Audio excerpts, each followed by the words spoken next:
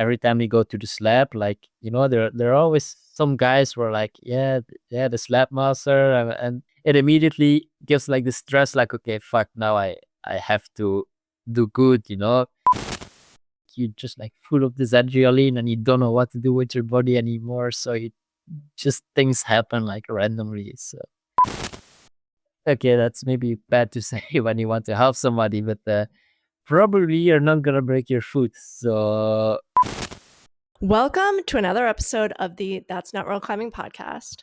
I'm your host, Jenny, and I'm excited to introduce my guest for today, Hannes van Duysen. You may have heard of him as the SLAB master, but Hannes is a climber on Team Belgium who just recently got silver in boulder at Arco Rockmasters and also won a bronze in Innsbruck this past 2025 season. In this episode, we'll go over his 2025 season, get his tips on slab climbing, and learn about how he tries to stay in the right mindset during stressful competitions. I hope you enjoy this interview with Hannes.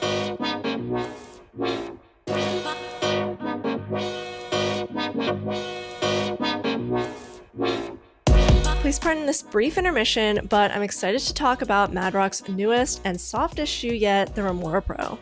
If you like being able to feel the chips you're standing on, and you like not having to worry about standing on sketchy volumes in competitions, then this is the soft shoe for you.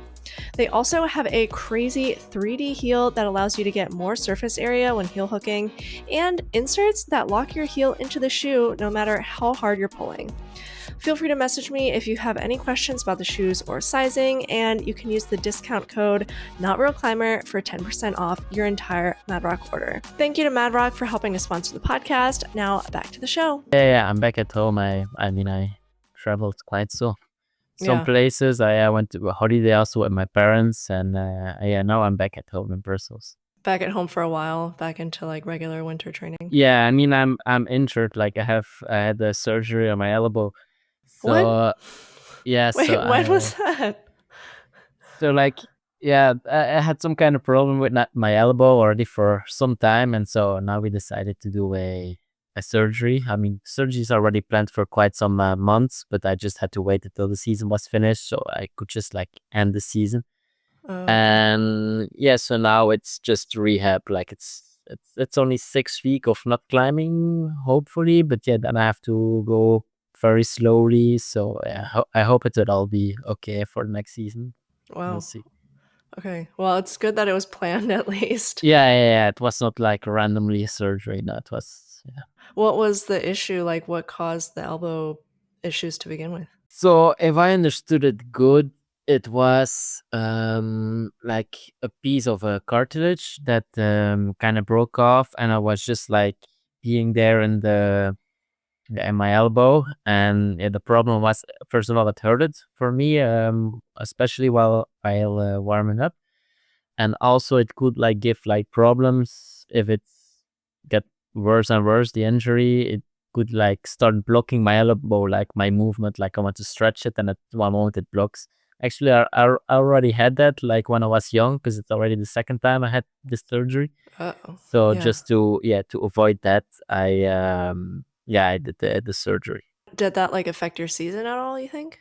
No, I don't think so. It's for me. It was especially during warming up that I felt it.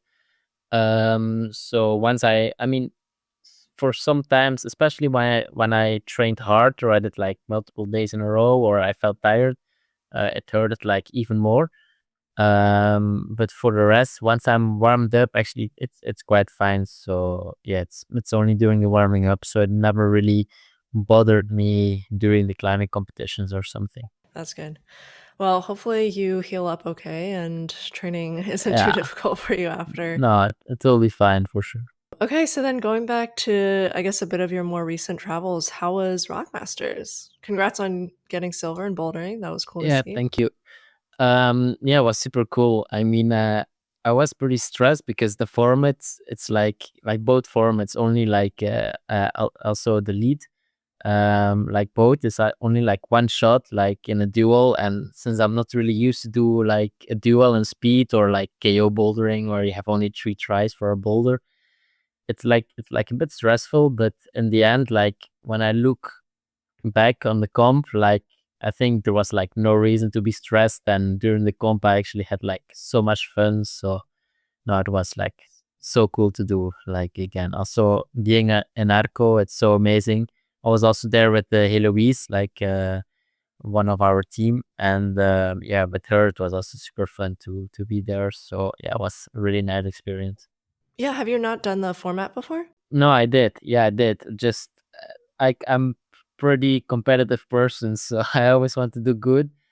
So like whatever competition I do, always get like kind of stressed. So except like for World Cups, I kind of learn how to control the stress. But yeah, on like comps that I take it a bit easier when I'm not going like all in like for a win, or like preparing myself like 100%, mentally to perform. Like if I don't do that, like I don't really get the stress under control, and I feel a bit more stressed. So for this kind of comms, I felt a bit stressed. Weird. So you're saying that you feel less stressed for World Cups than Yeah, these like other yeah, Huh. like no, it makes a bit of, yeah, maybe it doesn't make sense, but for me, it's like you kind of have like your routine, how you like prepare Right. for the comp, like on the day itself, like also the preparation, like for the comp, like I know exactly what to do, and I make sure I do exactly everything in the right order that I want, and I make sure there are no mistakes allowed, like in my mental preparation. So for me, everything is quite calm at that moment, because I know the plan in my head, what's going to happen. And when I don't do that, like for example at the Rock Masters, like I just let everything a bit more be like it is, like if I'm not gonna like do my breathing exercises, or make sure like to check everything to be ready for it, so it's all more chill. So that means that I'm less in this like competition like mode, and then it makes me a bit more stressed for the competition itself, because I don't try to keep it under control. Huh. Okay, that's good to know. I mean, we'll get into mindset a bit later too. So, yeah, I think that'll be good. I'm glad that you have a whole routine worked out. That's really good to hear. I guess just in terms of competition format, how did you like the format compared to World Cup format? I prefer the World Cup format because I prefer to be limited in time than being limited in tries. Because limited in tries, it's for me it adds more pressure, because Yeah. if you do it in time, I mean, in 1 minute you can easily put like for especially for coordination, you can put 5 tries or something. So if you're limited in tries, then like every try, it feels like it counts more. So I think I still prefer the the World Cup format, but still like I quite enjoyed it to do it like once, because it's different, so we don't always have to do the same, and it also pushes you a bit more to do maybe harder boulders, since you can try them in advance. In Arco we had like 50 minutes, I think it was 50 minutes to try the boulders in advance. Wow, really? I had no idea about Yeah, that. yeah. Huh. That was in the morning, so it's like kind of a workout. Which 50 minutes is not a lot actually. It's less than 15 minutes a boulder. So it feels like it goes really fast, these 50 minutes, especially when the boulders are hard. Like you really, for me, it's like it was like 50 minutes almost of non-stop climbing. It was like pretty hard, but it's pretty fun to do, because it's you kind of get like a bit the same as on World Cups, like you're like a bit in time pressure, but it's different, because you have a bit more. It's not like it's less strategy. It's more like trying and trying and trying, and also you can watch each other, so it's like a session together. So yeah, it's pretty fun to do. Huh. Okay. I didn't know that people got to try the boulders beforehand. So Yeah, does yeah, anyone like send the boulder beforehand and then like redo it after? yeah. I think most of the people. I mean, I could do all the boulders during the. I mean, no, I Oh, didn't do all really? the boulders. No, but usually it depends from boulder to boulder. Some you stand, some you're like, okay, I did this move, I did this move, so I'm just gonna leave it like this, and I'm gonna try the other one, because 50 minutes, like it goes so fast, like you really Yeah. don't have time to try too much. But yeah, there are quite some people who do boulders, but also they change sometimes the boulders afterwards. For example, like the SLAB, nobody actually did the moves. So they changed the boulder, made it a bit easier, so we will be able to get through it. Or like the first boulder, we kind of did it on a different way, I think. And also that they changed, like it depends from situation. Like sometimes they change it because they want you to force it to do it the way, or sometimes they make it easier, sometimes a bit harder. So it depends. Yeah. Oh wow. I had no idea. Yeah, it's also a bit stressful, because you try the boulder for 50 minutes. You're like, okay, this boulder I can do, and then they put it a bit further, or they add a hold, or they put away a hold, and you're like, ah, fuck, now I have to do like something else or something, or it's a bit different. So it's also kind of stressful. Yeah, no, I totally get that. And I guess it also makes more sense now because, yeah, people were doing like coordination moves a lot faster than I expected. Like Yeah, there were a yeah, lot more exactly. flashes. And I was like, wow, I can't believe everyone flashed that. That's No, crazy. yeah, exactly. Yeah, we Okay. tried before. Okay. Good to know. Maybe if I had listened to like an intro, I would have known that. But no, that was good to learn right now. Okay, cool. So then getting into your background, how did you start climbing and competing in general? Yeah, so I'm not from a climbing family. Um, I got a bit into climbing with a bit of luck. Like my parents, like I before my 7th birthday, I did like a lot of other sports, like classic, like football, and soccer. Since you're from America, Yeah. Oh, thanks. um, Thank you. Yeah. so I did soccer. I was like swimming. I was doing some other things, tennis, I think too. Um, and then for my 7th birthday, yeah, maybe most important one was gymnastics, because I did this like Ah, okay. Yeah. until my 7th, and I actually got kicked out when I was 7 because yeah, it's pretty young to kick somebody out from a gymnastic team, but apparently it was quite professional already or something. I don't know. I never really took time to understand it all. But my shoulder mobility like was not good enough, so they said I think it was the reason that maybe I could get injured too fast if I will do gymnastics. So I mean on high level then I guess. So yeah, they said yeah, you don't have to come back anymore. Wow. So yeah, then Okay. I had to search for another sport. Yeah, I started climbing at the age of 7 because then my parents they took me to the climbing gym like for my birthday. And yeah, that's how I started. Like I started in like a really old school, like still until today, it's the most old school gym I've ever seen. I mean, Wow. now Okay. it's already gone. Like they broke it off, they built a whole new gym. But it was like this copy rock, like really the poles, and it was really cool. And you always had to climb out. It was like a bit like Fontainebleau, like the structures was really cool actually. And then after that, when did you get into competitions? Um. So yeah, this gym it yeah stopped already after the first 2 years I climbed. So I mean it stopped. It built a new gym, which there was also leads. So then I kind of got more into lead climbing. And that's how I just started it. Like what I was just in this team where we're just climbing for fun, and then they were like, "Yep, there was like a competition like there." Like you want to go? It was like lead climbing. I mean top rope at that moment because I was too young to do lead.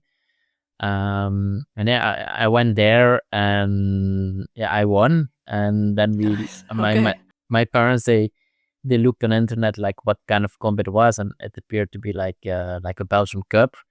And then they were, I mean, I think no, it was not my parents. I think it was my granddad. Like my granddad is really into like my career, so it's quite funny. Like he looked it up and he was like, okay, there is still like another one there and there and there, and yeah, that's here. I just went all over Belgium. And it's not that big, but yeah, I just went all to all the Belgium cups, and I think I almost won them all. So yeah, that's how we got into the competitions. Yeah, and then you just learn automatically, like, okay, there is also a Belgium team. So in like, I think back then it was in like 4 years, I can select for that, and then I can go to the international comps. And yeah, that's how I started it all. Wow. It seems like it almost kind of came naturally to you. I feel like a Yeah. lot of people I hear like their first competition ever, they get like last place or Ah, something. yeah. Yeah, no, yeah, it was, yeah. I mean, Belgium, it's also for sure back then it was even less like climbing is not the biggest sport in our country. So yeah, it was not a lot of people did it, but yeah, still was pretty cool to like it to like start with. I mean, pretty cool. Like yeah, I started winning right from the beginning, but yeah, then you eventually you learn that yeah, the Belgian Cups are not like the biggest thing there is, because then Yeah. once you go to the first like European competition, like you immediately get like shut down, and I also Right. ended up like last place somewhere. So Yeah, everyone starts from somewhere. yeah, exactly. Um, I guess along those lines, how was transitioning out of like youth competitions into real World Cups? Yeah, my first adults comps, it was I think in 2021. Like I think I started in the European Cups, and like the week after I did my first World Cup in Meiringen, which didn't go very good. I think I ended up almost lost. I think like I was yeah, it was. I spent 6 hours in isolation because I was very lost, and I think it was one of the World Cups that I think until now, like one of the most participants that there ever been. Like I think like 120 or something in total, and I was the last one to climb. So yeah, I spent so much time in isolation just to do like 2 zones, and that's it. Like for the rest, like falling off first moves every time, and yeah, I got like 81st place or something. Actually, I have it pulled up. You got 79th. So if that's out of 120, that's 79th, not okay. bad. No, okay, yeah, I think it was much worse, but yeah, so that was my first World Cup. Like I got shut down like quite bad. And I remember also the coach, he also said like, yeah, I don't think you're ready yet for the World Cup level, but that's okay. Like, and yeah, I was like, okay, yeah, I understand. It's true. Like if I see my results, also that year I started doing lead two, and it was kind of the same story. Like it never really went good in the beginning, and so yeah, but in the end, I just kept trying, and it worked out. So Yeah, it's good to see the growth at least. yeah, yeah, Yeah, let's go into I guess like the World Cup season that you had this year. I think yeah, I mean congrats on a great 2025 season. I think your results this year were better than any other year before, yeah, correct? it was, yeah, for sure. Awesome. Yeah. So what do you think changed in your training that helped you perform better this year? What changed in my training? I don't know. It's it's hard to say what's really changed in my training. I stick with the same coach. Like I know it's the same team. Um, I also didn't do a lot of seasons yet because with the Olympic year, like I didn't do. Right, yeah. I only did 1 or 2 World Cups last year, and then the year before was kind of my first year. I was like competing for finals. Um, but yeah, I think it's kind of natural to like when you grow up to see your mistakes, and it's a bit easier to adapt because you have like more knowledge and you start to see what are your weaknesses. Like for me I feel like it's still like coordination and also a bit of like the strategy in the 5 minutes. So I kind of also now I'm already thinking to how can I improve in coordinations, like what are really my mistakes in coordinations, and what are also my mistakes for inside 5 minutes. So I kind of feel like right now I've got like a good level in like most of the styles in the World Cup, but it's more like now like putting it into the 5 minutes. So I think like it's very important to for the first years to like focus on like having the level to do the boulders, and then once I think you have the level, I think it's more. I mean, it's my opinion. It's more important to start focusing in on how to how to top the boulders in 5 minutes, because I feel like it's something else to train. If you like, I hope you getting it. What I try to say, because it's more like strategy wise. You kind of have to know what decisions to make. So you kind of feel like now you have your like strength base down and it's more focusing on the techniques or Mm, strategies. yeah, it's a bit like this. Yeah, like now that I have the level to do them, now I kind of have to focus more on knowing how to handle like situations in the 5 minutes. especially for coordinations or decision makings on slabs. Like it's a very hard game. I feel like these like topping boulders almost on your limits in 5 minutes, and I think you don't necessarily need the highest level of topping boulders. You just need a very high level of like being able to do them in 5 minutes. It's kind of something else. It's hard to explain. Yeah, I mean, thinking back on the season, do you remember, or like, did any boulders stand out to you? Either ones where you maybe surprised yourself on how you performed, or ones that you just really enjoyed? Yeah, I definitely have boulders where I surprise myself. I mean, I this year I feel like physically I got a lot stronger. Like I started topping more like the hard physical boulders and or not topping, but like getting like good tries on that. Um, so I'm very happy with that, and it's very nice to see that. Yeah, that I'm getting physically stronger because I think it's my favorite style. I think a lot of people like just the physical boulder. So it's very nice to see that I'm also getting like one of the stronger competitors, like physically. Um, I think for sure the boulder that like surprised me the most was probably like there was like this coordination semifinal in Bern, like the first boulder, which started off with like it was full coordination, and in my head I was like, okay, I'm not the best in coordination, so coordination is always going, always being a bit hard. I think the first move was kind of the easier move, and then the last coordination was kind of the harder coordination. And I struggled a bit on the first move, but once I passed it, like I flashed the last coordination, and it also made me go into finals. And like you can really see it on my face. Like I was so surprised to flash the bowler because it felt like I had to flash this second coordination because like it felt like also natural. And yeah, it's like kind of satisfying to just like try it, like just go with the flow and then stick it from the first time. It's pretty cool feeling. So I hope I will have it again next season Yeah. a lot. Yeah. I'm surprised you went into it already thinking that you aren't good at coordination and then you still managed to make it work. Yeah, it's kind of also a mindset I have to change and have to get under control, because yeah, sometimes it's a bit of a problem to like put myself like one of the worst in coordination. So Yeah. yeah, it's kind of something I have to work on, definitely. I heard in another interview you mentioned that you feel like climbing is going a little bit back to an old school style. So do Yeah, you feel like that would fit you better? Like, would you look forward more to that? yeah, I will look forward to like a lot to it because I really like this kind of old school style where you just have to go for a hold the hold, and that's it. Like just going for bad holds and not just doing like, oh, not just going for big holes, but like also like just like small holes, like small crimps or whatever. Like I don't feel like we have those a lot anymore. I mean, it's coming back slowly. Sometimes we see some more crimps, especially like feeling at Salt Lake. Almost the whole qualification boulder, I don't have the feeling there was a coordination.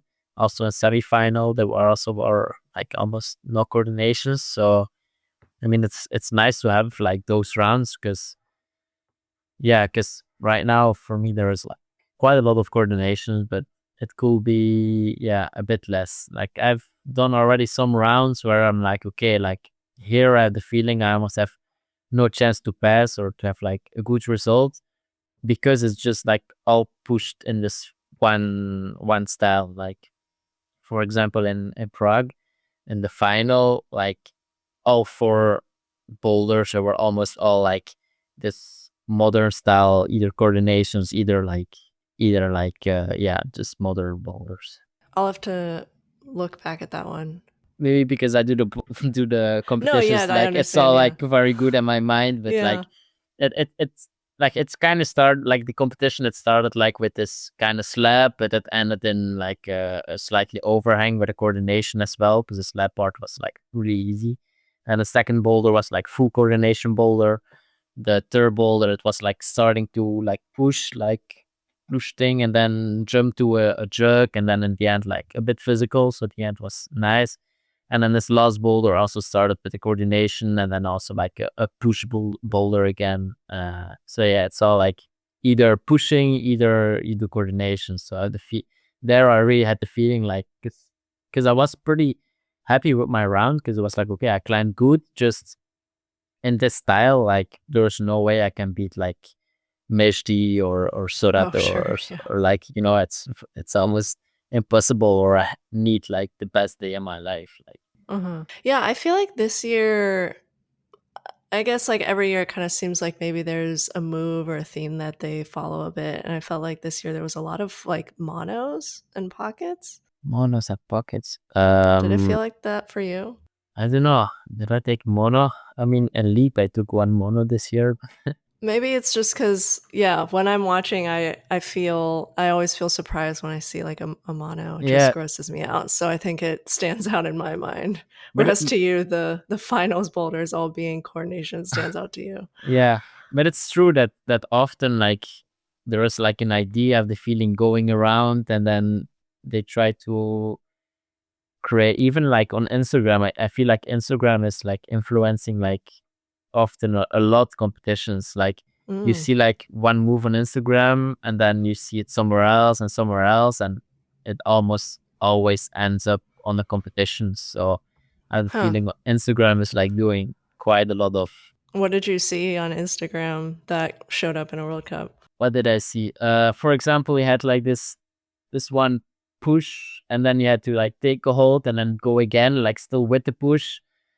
And then it's hard to always to explain. It kind of goes like you push, you take a hold, and then you go again to a hold. Like for me, it like started like on Instagram. I think was no probably Mejdi, who did it, and then yeah, it ended up on the World Cups. Also like the 360 move, like the 360 spin on a slab, or 180. It's one more like a 180 spin.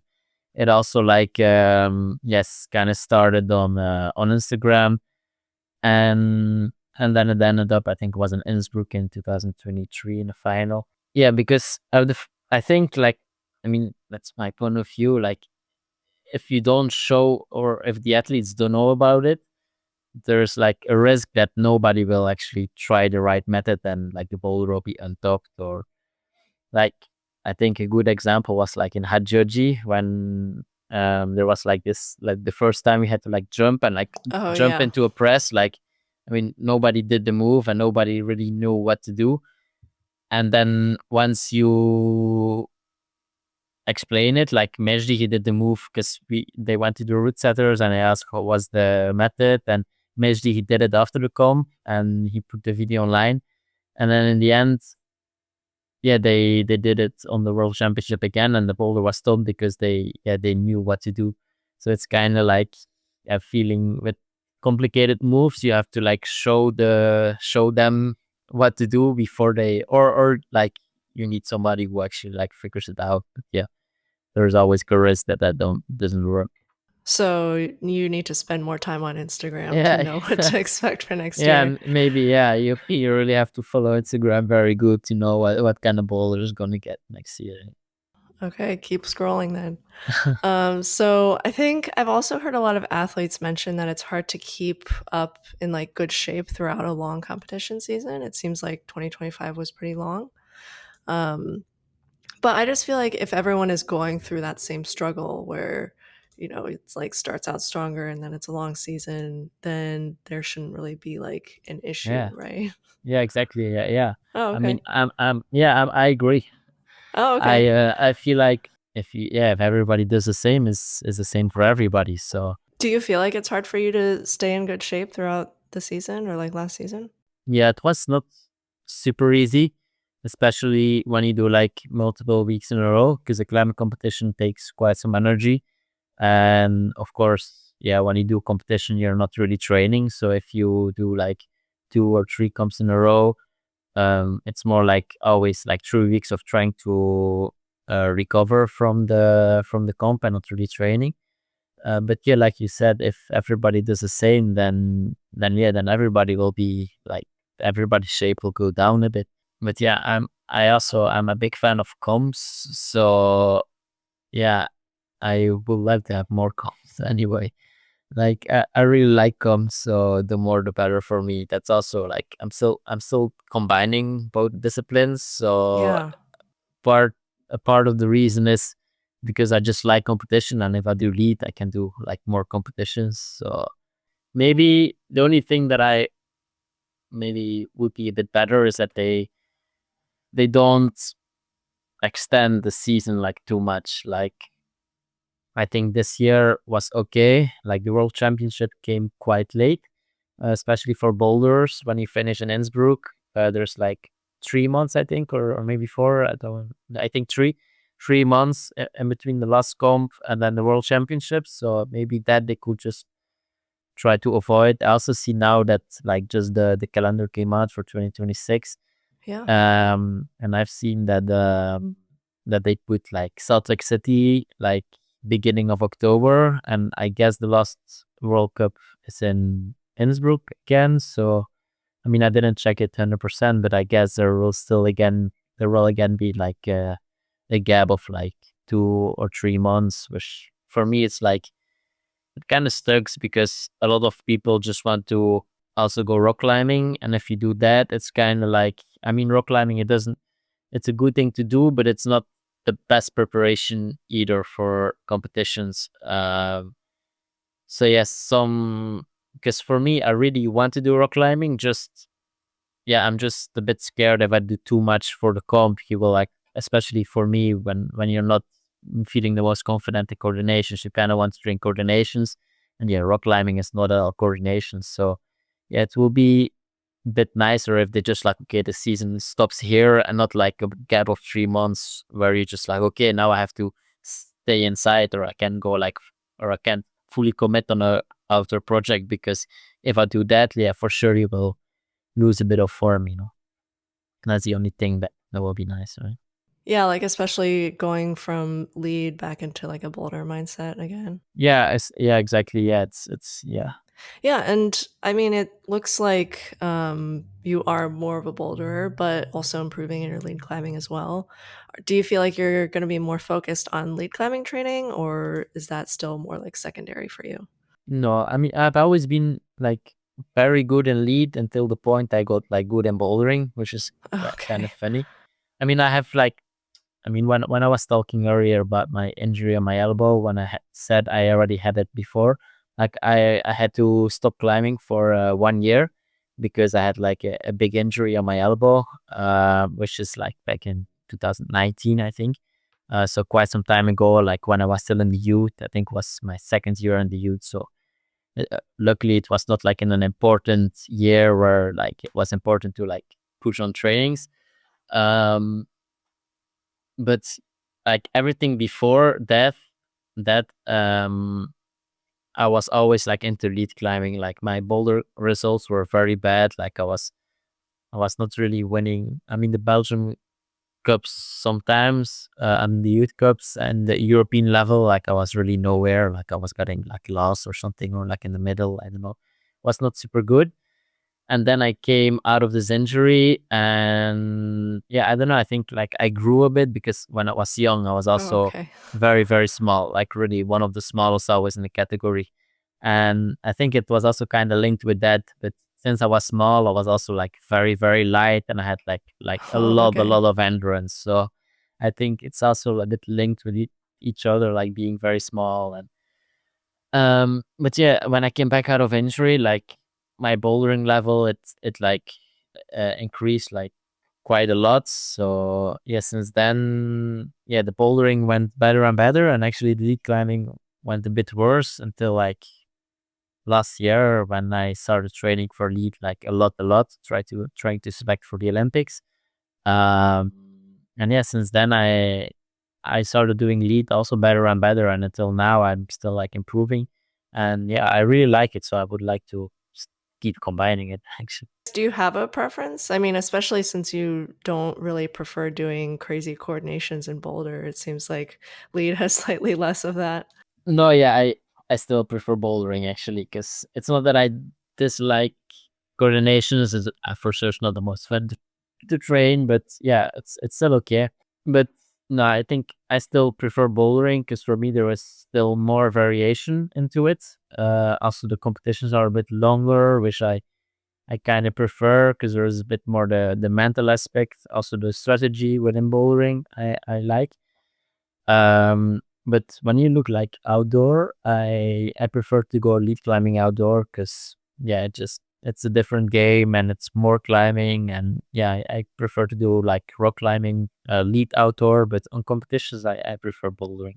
That's also kind of a reason I keep want to combining both because I'm scared when I will say to myself, okay, from now I quit bouldering and I go I quit this, so I quit lead and I go all in bouldering. Like I will probably use my formal lead climbing and I will not be able to send the lead projects that I want to send. So yeah.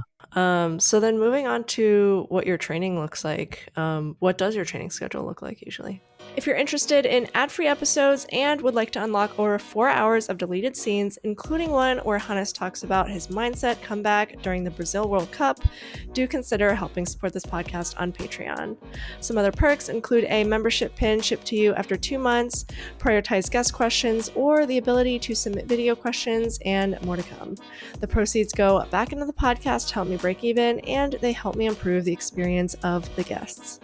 If you'd like to help out non-monetarily, liking, commenting, and sharing helps a great deal as well.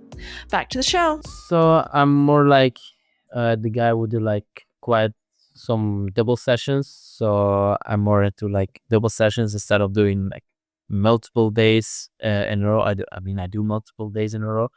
But yeah, most almost every day I do is like a double session. Except for this year, I kind of had to slow it down because of the elbow, because it was hurting too much, especially the second session. No, most of the time it's like 2 days on and then one day like off. Then like on the day off, I either like sometimes I do the slab sessions or I do like cardio when I go running. I also have like a running program because my coach and also me believes that it can help like doing interval training for bouldering. In what way does it running help? I mean, I never really off, but when you look at boulder comps, it's like you go like 5 minutes on the mat when you do like you put like tries and when you finish in 5 minutes you're quite exhausted. Yeah, it's just quite hard. But and then you have like 5 minutes rest, so it's kind of like an interval, and if you can like kind of recreate it with running, and you can like do like running intervals when you like tire your body out for a time and then you take like rest, you do like slower running, and then like this you can like just train to let your body like recover like during the 5 minutes. I guess it's something like this. I mean, I didn't do any studies for it, but No, okay, I yeah, that's trust interesting. my coach. So. Also, I do fitness. I know not everybody is like a big fan of fitness in the climbing world because some are scared to take too much muscles. I mean, I did take some muscles, but I think the power you gain from the fitness is better than the weight gain you have. Mhm. I mean, at least I hope so. Like my coach say it's like this, or I put a lot of trust in her. So yeah, I do fitness. It's about depends on the the the time of the year, but in winter training it's about three times a week. Then we go to 2 times a week. Is that's like strength training, weightlifting, stuff like that? Yeah, especially weightlifting. Yeah, mainly focus on weightlifting. Yeah, I mean when I say strength training, I should have more specified to like actually weightlifting. Yeah. I don't know if you necessarily know, but is it true that I guess a lot of like the Japanese climbers like only do climbing and they're like the ones who don't do any strength training or like Yeah. weightlifting? Yeah, that could be. And I also ask myself the question if fitness training is actually the way to go. But I mean, maybe if the Japanese did weightlifting, they would have been even more stronger. So I guess, I guess we we will never know that. But yeah, I'm I heard it too. But yeah, I don't know exactly how they are all training. I mean, for sure, I saw the videos of Tomoa, who he said that he doesn't really do the weightlifting except like a bit in warming up, but it's definitely not how most of the people see weightlift training.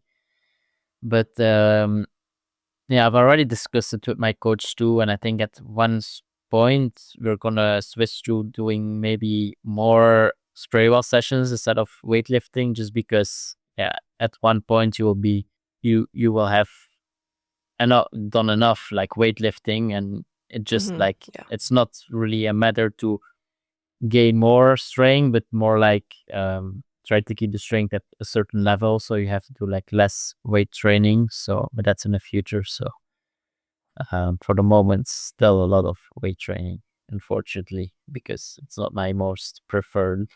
It's Oh, kind you of don't like it? yeah, it's kind of lonely, you know. Like I do it in like a fitness, which is not in the climbing gym.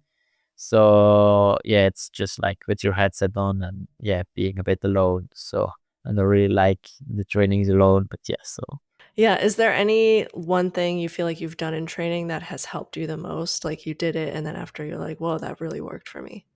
for me, it's always been hard to say like this helps or that helps because I can expect myself to be to become better. Like so, but I would say like something very important is when you really look at um competition climbing. For bouldering, for me, like repetitions of coordinations with like a lot helps for sure. Really do them like just this one coordination, like try to do it like 5 times in a row, and then you come back like the next day, like try to flash it again. Really try to put like a lot of repetitions in this one coordination. Um, because like in my opinion, they're not endless of variations and coordinations. You know, like all coordinations kind of goes into the same movement as a coordination you've already done. So, I mean, they're still inventing. I don't know how, but every time there's a new coordination. But yeah, still you will always get, especially like in qualification or in semifinal, you will kind of get like the same coordinations you've already done. So if you just repeat a lot of the coordinations you do at training, eventually you will kind of get the same kind of coordination. So comes. So that's very yeah, useful. For lead, I would say like one of the things I've done a lot before the Olympic qualifiers, which like I felt like my level went like up like a lot in lead. It's like just on a spray wall, you do like 1 minute on, 1 minute off, and you don't go until like the full pump, but you try to go like to 8 out of 10 like being pumped. So during like the whole exercise, like this I have the feeling this like helped me the most because it's like kind of the exercises I did the most. And yeah, my level went up quite a lot in leads. So I think that's yeah especially for me it's one of the most important exercise for lead. That's good to know. I think one thing that a lot of people, it came up a lot of audience members want to know this. How did you get so good at slab? Yeah, I wonder like because this thing with slabs like it's true that I've done like some slabs that are pretty hard that I got some like only a sense like on competitions of slabs. Also like Yeah. last Rockmasters again, like I took the slab, Yeah, but that one was crazy. you know I've no idea honestly, and it seems like it's like and the feeling is not always true that I'm so good at slabs. Like when you see which boulders I do on slabs, like actually it's not that much. Like there been a lot of slaps and comms that a lot of people did and I didn't do. But then once there's like a very, very hard slab, like for me, sometimes it just works out. And I don't know how. I mean, it's true. I worked a lot on slabs because when I was younger, I think slab was kind of my weaker point. Um, Also with this elbow injury, I couldn't always climb with the two hands, so I did like at one point I did a lot of slabs. So yeah, I mean, if you want to get good at slabs, yeah, there are not a lot of things you can do. You just like do a lot of slab climbing, but So you don't really consider yourself like a super good slab climber. Like when you think about your own climbing, you're not like, ah, I'm the slab person. Yeah, no, not really. Okay. It also like Interesting. it gave me like a lot of pressure to hear like this thing, because at one moment like I did some slabs and I did some hard slabs, and then I actually started to believe that I was good in slabs, and I started to feel more confident in slabs. So this can help Okay. until like I also started to expect myself to every kind of the slab. So I was like, okay, Exactly. Yeah. yeah, now there's a slab, like yeah, now you have to do it because you're supposed to be the best in slabs. And then it gives like kind of the pressure, not only on comps but also on trainings. Like you do trainings with like yeah, with other people like from other teams or whatever, and every time you go to the slab, like there are always some guys who are like, yeah, yeah, the slab master, and they always say something, always like the small thing, and then it immediately gives like the stress, like, okay, fuck, now I have to do good. Yeah.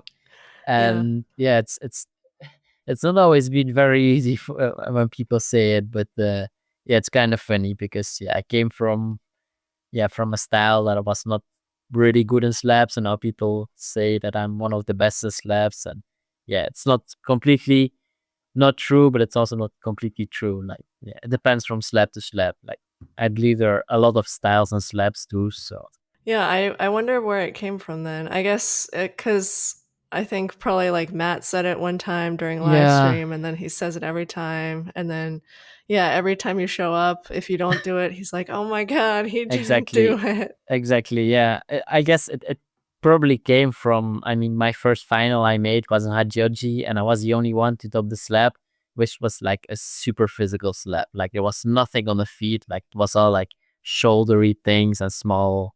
Yeah, it was just like shouldery things and just like switch foot or put foot on a volume. Like I don't know, but I remember it was just pure physical and almost everything in Hmm. your arms.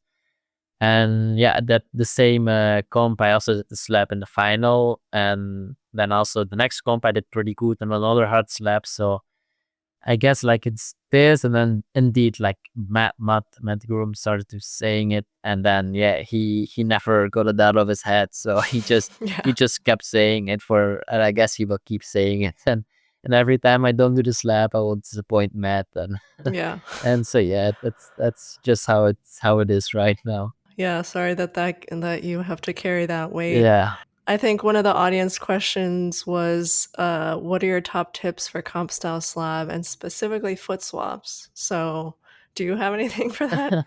Well, what I what I did find out is like when you do foot swaps, especially without um hands, it's like I can always try to put my body out of the wall a bit, and from the moment I want to do the foot swap, like I go back into the wall. It's like only like a centimeter or like a millimeter, but it kind of helped me a lot to do like some foot swaps. So I have the feeling this is actually pretty helpful. Like you should try if you do a foot swap, like just go this like tiny bit out of the wall, and once you want to do to make the foot swap, you just like go back, and then you kind of stop the momentum when you're again the closest to the wall. You like kind of fall into the wall again. It's just like a small centimeter or less, but it kind of helped me like quite a lot.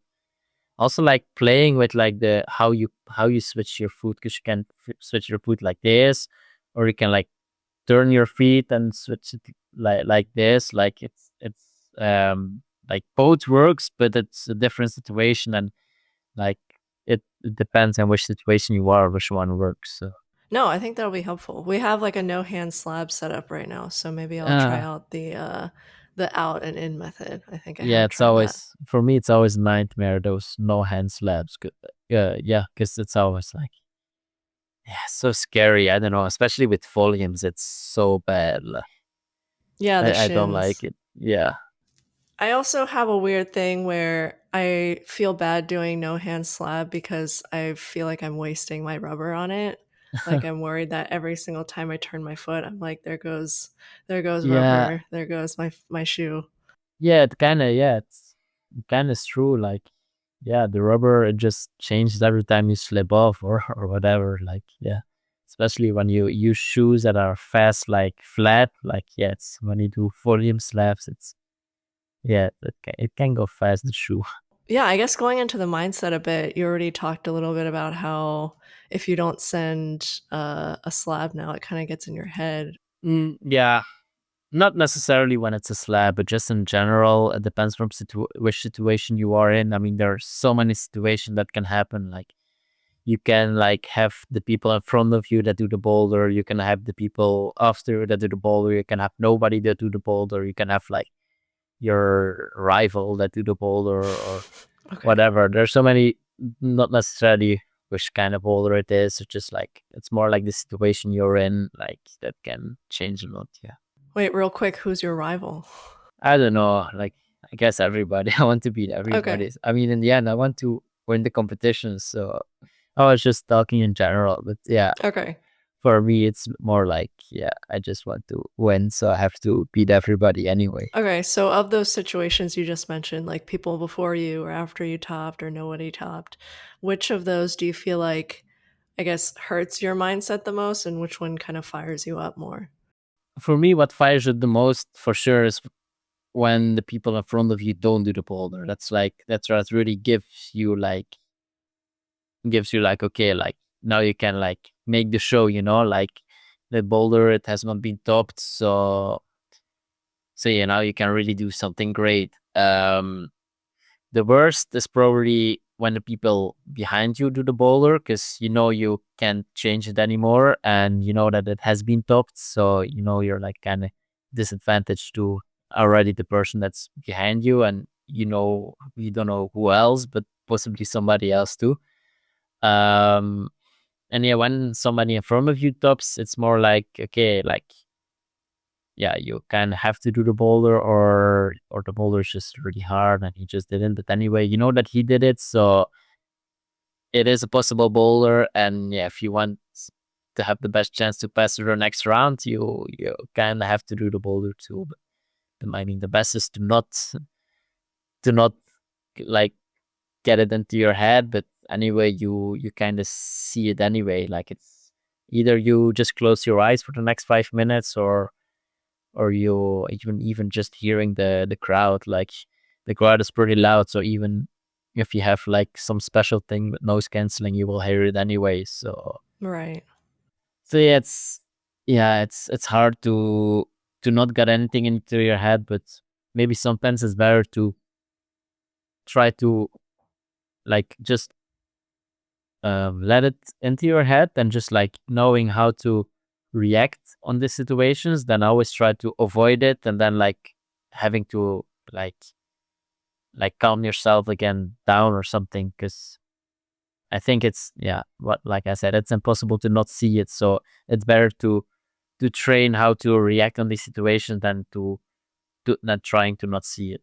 Yeah, I guess how do you train yourself to not react? Well, that's the hard thing. Like, it's hard to train that, but like I think one of the good strategies is, I mean, one of the good training methods for sure is like visualization. Like you try to is, I feel like visualization is hard because it's not like 100-meter sprint where you just like have to sprint and you just like, gonna visualize that you're ready for the sprint and you do the sprint and you win the sprint. Because Hmm. Okay. when you visualize, you try to do it as realistic as possible. Only when you do a boulder comp and lead comp also, you're not gonna know the routes or boulders 2 weeks in advance. So having a perfect visualization of your comp is already impossible. So you kind of have to visualize the situation, and it's not always easy. But I still feel like this helps a lot. Also, I think the best thing is on simulations, just like training with good people, um, who are possibly like gonna top the boulder before you or after you, and putting yourself in these situations. And every time when you're in this situation, you really have to acknowledge that you're in this situation, and then try to find the best method to handle it.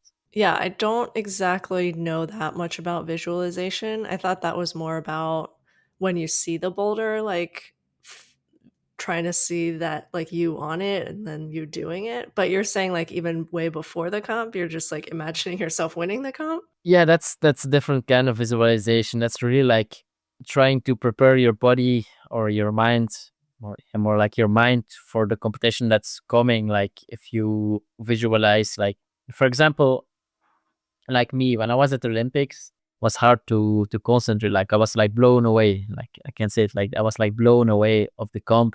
Yeah, that's like a huge event, and like there was no way I could have like known it was this big. So if you like just go back like I don't know, like months before, and you start like visualize like in your head like every like multiple times a week, you like visualize everything, like the crowd, the impression you're gonna get, like the fact that you're gonna get blown away, but like every like you try to visualize all that, like you kind of prepare yourself, that it doesn't feel like this first time anymore. Like it feels like you've already Oh, done it, and yeah, interesting. then you kind of know how to handle it. I mean, I'm still like, it's hard, and so I can't do it like super good, but I'm pretty convinced that this method is like very good to prepare for big competitions, like just to not have this feeling of being the first time at this big event, like there. Yeah, So like overwhelmed, I yeah, guess. yeah, exactly. Yeah, this is the word. Like not being overwhelmed because it will feel like you've already done it. I mean, you try to get the feeling that you've already done it. Yeah. Okay, that's interesting. I haven't heard that one before, but I can see that how that would help. Yeah, it's very hard because visualizing, it's hard to keep the concentration while visualizing. It's also hard to really know what to visualize, especially in bouldering or lead climbing, because you don't know what you're gonna get as bowler. But I think it can help, especially when you know what's kind of your mistakes you're making, when you know what kind of thoughts you're getting when somebody before you top a bowler. So I think it can help for sure. One more thing about mindset, correct me if I'm wrong, but in my mind, when I think of all the male competitors, I feel like you seem like one of the more angry competitors. Oh, really? Yeah, Ah, do you feel like that's the case? I don't know. I don't feel angry at competitions. Maybe I look angry. I know Yeah, maybe. my dad is a teacher, and I went to the same school as my dad on high school, and I know everybody was always saying like, yeah, why? Like they were not saying it to me, but I heard it from my mom. But they were like, yeah, your dad is always like angry, like why? And Oh, then okay. like my dad is like, yeah, but no, but I'm not angry. It's just like my face is just angry. So maybe my face Okay. is maybe my face is just angry. But I don't know. But I know that I'm always in this serious mindset. I'm not like the one who's always like gonna smile because it doesn't really help me Sure, yeah. for. Yeah, I think it's kind of some people like when they do a comp, they have to smile to do good. Or me, I think I'm just like a bit more serious when I do the comp, so I'm not always gonna look very happy. But yeah, I'm definitely, yeah, not angry all the time. Okay, So that's good to I mean, know. it depends. There for sure there were situations where I'm angry, but yeah, I don't think I get upset like very fast at competition. So Huh. Yeah, I'll maybe have to look through and think about what times I remembered you being angry and yeah, was like, "Oh my god, that's really scary." I guess, well, I don't think you looked specifically angry in this example, but there was that one time where you did a backflip after you couldn't oh do the yeah, climb. yeah. I don't know. I don't know. I have. It's funny because I was just doing like a random session in Paris, and there were like three different guys who came to me like, "Yeah, you're the guy from the backflip." And shit. I was like, "What? How do you?" Yeah. I guess it's something that kind of stand out. I mean, also who does a backflip at comps? It's kind of special to do it, and I don't really know why I did it. I guess I remember I came pretty close to sticking this pinch Yeah. boulder, and I don't know. At one point, I come down, and I think I was like just like full of like adrenaline that I like kind of didn't control myself, and I like just jumped up and did like a backflip just out of like, yeah, just because I had like full of adrenaline, and I had to do something, and I knew my time was up, and I was Hmm. yeah, yeah. I wish I just had topped the boulder. So Yeah, I know. No, I mean, I wish you had done it, but yeah, when you came off and did that, I was just like, oh, it was like the backflip of anger.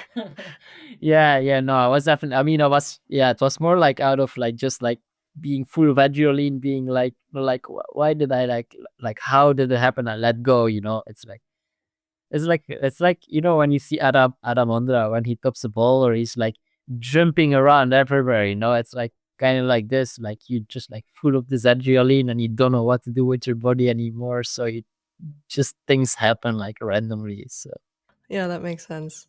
Before we go into more audience questions, in terms of non-climbing or yeah, anything that you do outside of climbing and competing, especially because you're still healing from your injury for like the next 6 weeks. Yeah, what do you like to spend your time doing? What are you going to do in the next 6 weeks? yeah, hard question. I mean the operation was quite recently. It was like Yeah. Wednesday. Some days have Wow. passed. I went on holiday with my parents because they happened to go on holiday just now. So I joined them. What I'm gonna do? It's a hard question. I mean, I live with 6 other people.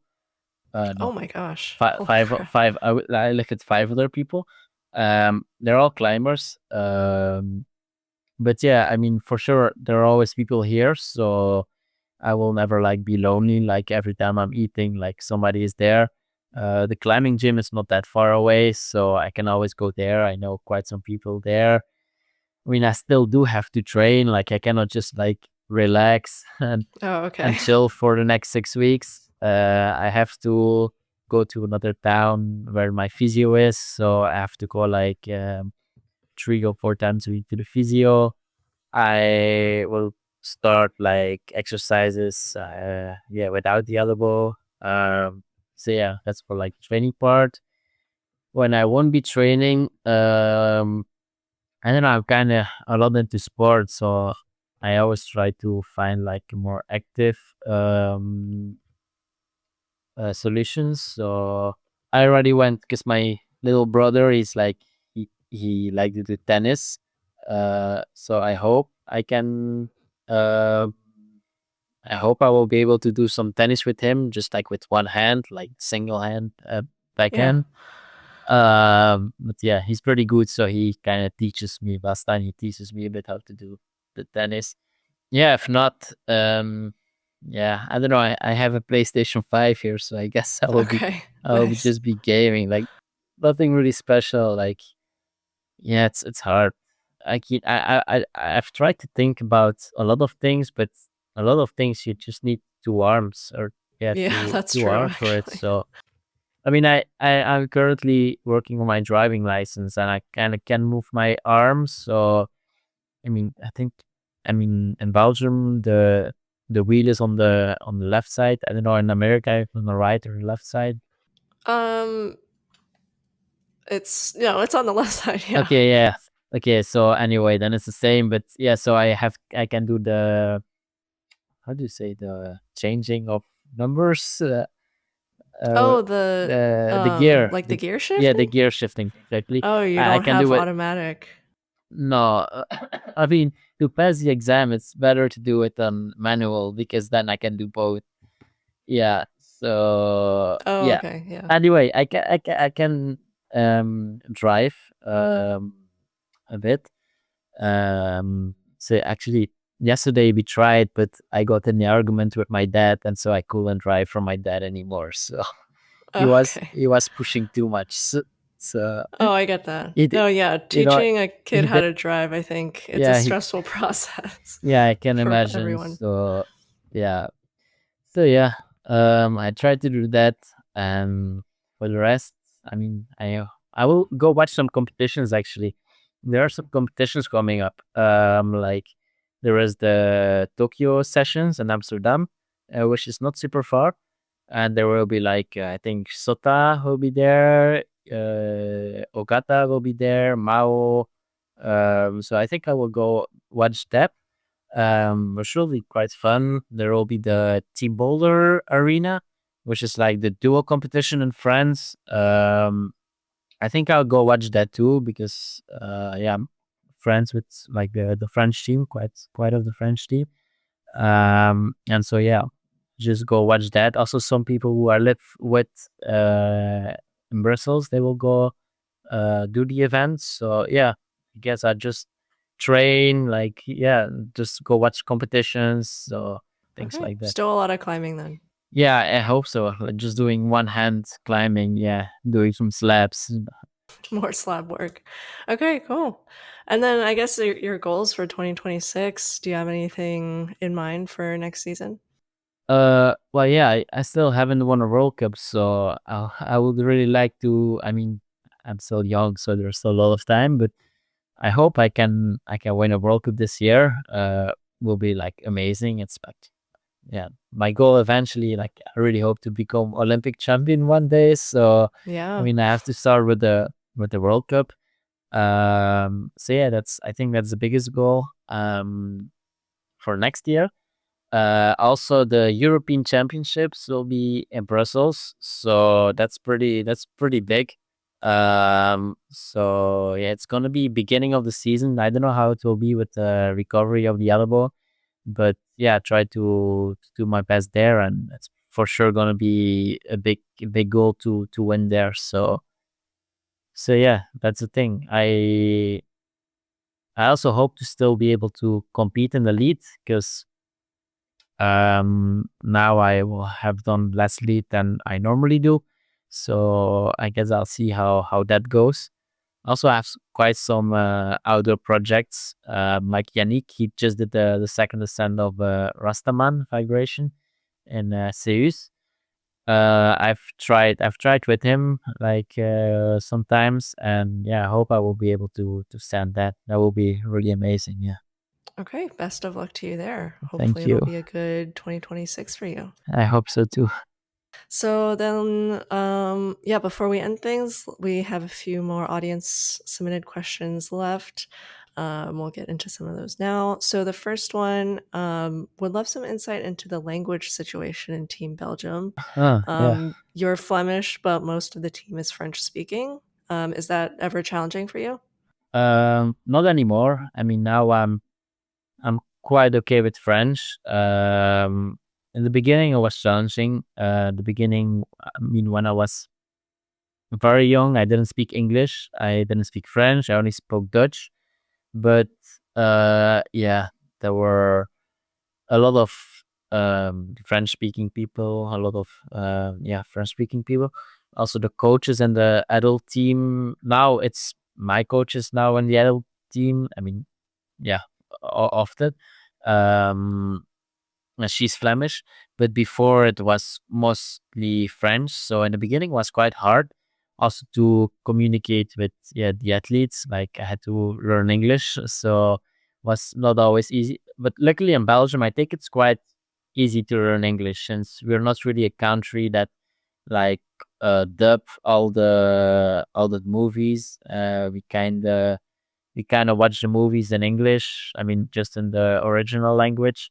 Um, so yeah, it's. I think in Belgium it's very like almost, especially in Flanders. I mean, I should have said like the Flemish part don't dub, the French part they put everything in French. Um, Okay. but yeah, a lot of Flemish people speak English. So luckily I learned English pretty good. French I have always got on school too, and once I went to yeah, the Belgium team and I started hearing a lot of French, I started trying to speak French, and now it's okay. But yeah, when you do like team meetings in the Belgian team, mostly it's in English.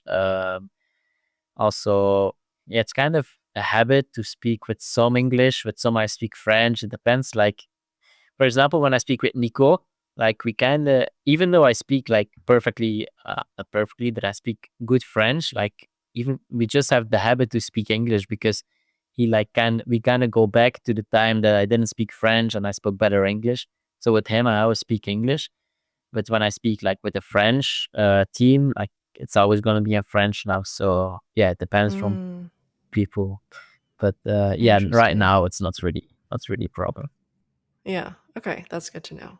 Being in the US, that's all very I, Yeah, like, don't that's even think about other people having to speak, like, different languages. yeah, I guess it's easy, yeah. Next one, do you think calisthenics or gymnastics training is necessary now in comp climbing?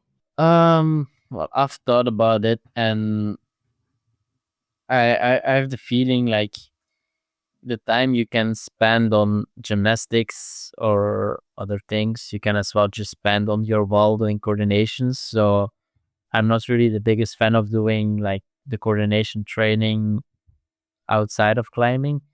Um, so yeah, I would say no, but I, I mean, climbing is still like not the most developed sports. So I wouldn't be surprised if it actually can help. But for the moment, I've not heard of anybody or I've not seen any exercises that I would say, okay, that can actually like help for coordination. So yeah, like I said, I think this, the time for the moment, my opinion is more like the time you spend on gymnastics, you can just spend on the climbing or the coordinations.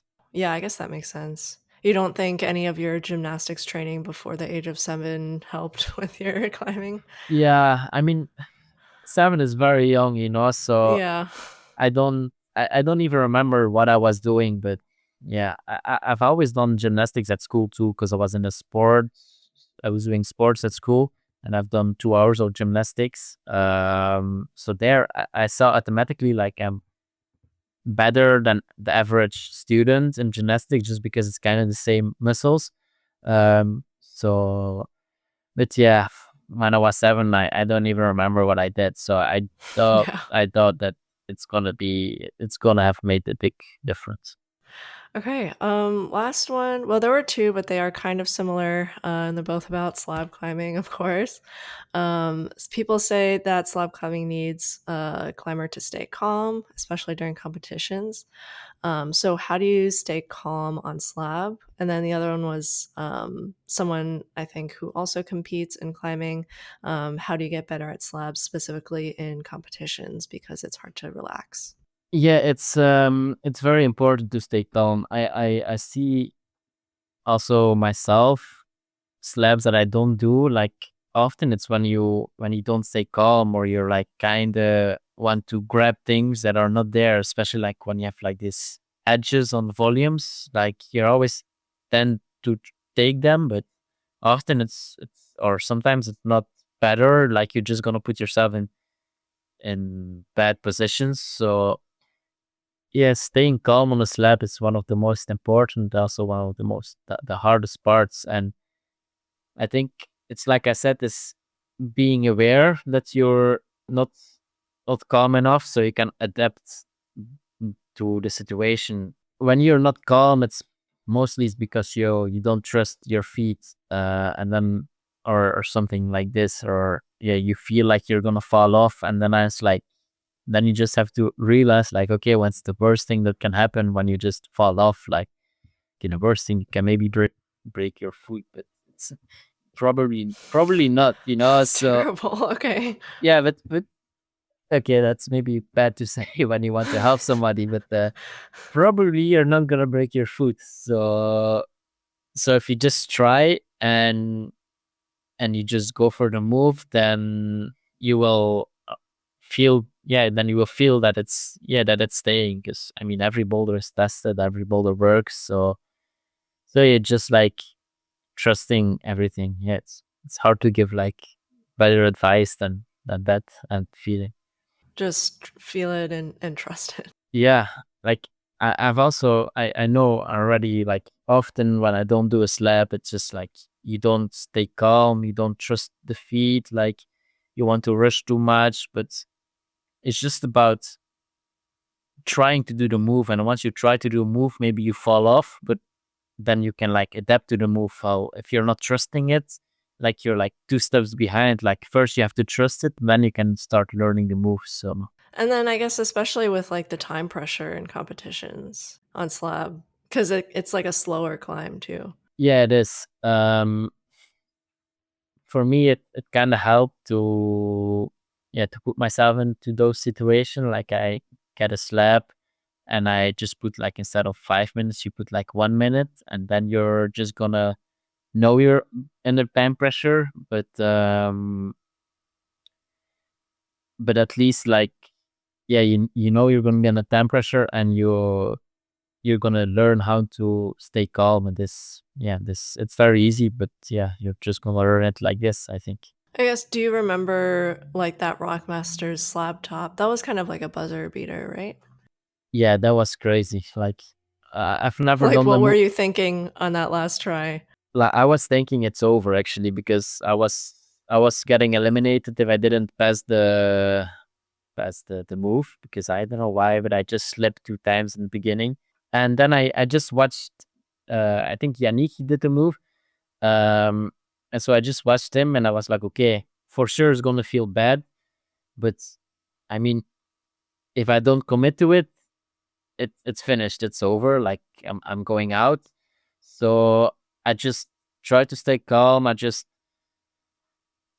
try to feel, and yeah, put my feet through, and I put it on hold. And as I expected, it didn't feel good, but I knew like, okay, you can't stand on the feet. So I just slowly, it's all about like finding the right balance between like going slow and moving your weight to the other foot, but not too fast, and just keep feeling and feeling. And at one moment, like, you feel when you can go on the other foot, and it's kind of just, it was just about this, just like feeling when it's the time to just put it all on this one feet. And yeah, it's just like, I thought about it, how it was gonna feel, and it felt like that. And yeah, then it worked out. So yeah, it's yeah, it was crazy, this the slap. It worked out. Yeah, It look was at it it. was cool to see. So I think, yeah, that's all the questions I had today. Then thanks for joining me. Any like last minute words of wisdom you want to get out there? It's really, I have the feeling, already now I have the feeling people expect to give some wisdom words about slap climbing, but I really don't have anything more. Like, No, I mean, I think your slab tips were good. when you really want to improve slab climbing, you should just go to France. Probably it's the best place to train slab climbing. So Okay, no, that totally works. That's good. And where can people find you if they want to reach out? yeah, probably on Instagram. I mean, um I'm not always responding, because I always forget to look at the, how do you Oh, say, the the requests, yeah. requests, because Instagram got an update, and you don't see the numbers of how many requests we have anymore. So now you have to really think about it. But yeah, I mean, if they have a question, they can just reach me on Instagram, and I try to respond. Okay, cool. Well, awesome. Thank you again, and it was amazing to talk to you. Yeah, no worries. Was fun to do. Thank you so much for making it to the end of the podcast. Don't forget to like and subscribe if you enjoyed. Otherwise, you are a super fake climber.